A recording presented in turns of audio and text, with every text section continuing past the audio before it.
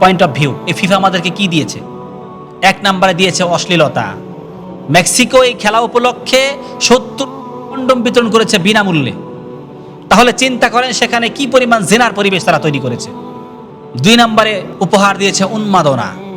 উন্মাদ হয়ে যুবকরা গলায় ধরে নিচ্ছে, কেউ আবার শিরক করতেছে, কেউ আবার বলতেছে যে মূসা মেসি হয়ে ফিরে আসছে, কেউ বলছে দল করতে যে 100 বছর জাহান্নামে থাকতেও রাজি আছি, মেসির সঙ্গে জাহান্নামে থাকতেও নাকি তার গর্বের বিষয়।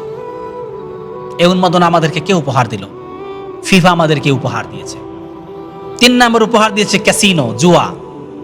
এই খেলাধুলাকে কেন্দ্র করে আজকে কোন দল হারবে কোন দল জিতবে এটা নিয়েও জুয়া হয়, এটা নিয়ে মানুষ জুয়াবাজি করে। আপনারা জানেন এই খেলাধুলাকে কেন্দ্র করে লক্ষ লক্ষ মানুষ এই জুয়ায় প্রলুব্ধ হয়। আপনি বলতে পারেন যে হুজুর এমনি কি মানুষ জুয়া খেলে না? হ্যাঁ, এমনিও খেলে, খেলাধুলাকে কেন্দ্র করেও খেলে। ফিফা আমাদেরকে 4 নম্বর উপহার দিয়েছে গালিগালাজ। নিজের স্বজাতীয় ভাইদেরকে গালি দিতেও আমরা দ্বিধাবোধ করি না এই খেলাধুলাকে কেন্দ্র করে, দল সাপোর্ট করাকে কেন্দ্র করে। তাহলে কি পরিমাণ উন্মাদ হলে, কি পরিমাণ মূর্খ হলে নিজের স্বজাতীয় ভাইদেরকে আমরা শুধুমাত্র এই দলকে কেন্দ্র করে, দল সাপোর্ট করাকে কেন্দ্র করে আমরা গালিগালাজ করি।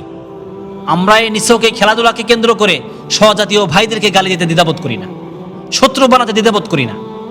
5 নম্বরে আমাদেরকে যে উপহার দিয়েছে হিংসা প্রতিহিংসা। আমাদের মধ্যে একে অপরের মধ্যে দূরত্ব সৃষ্টি করে দিচ্ছে এই খেলাধুলা।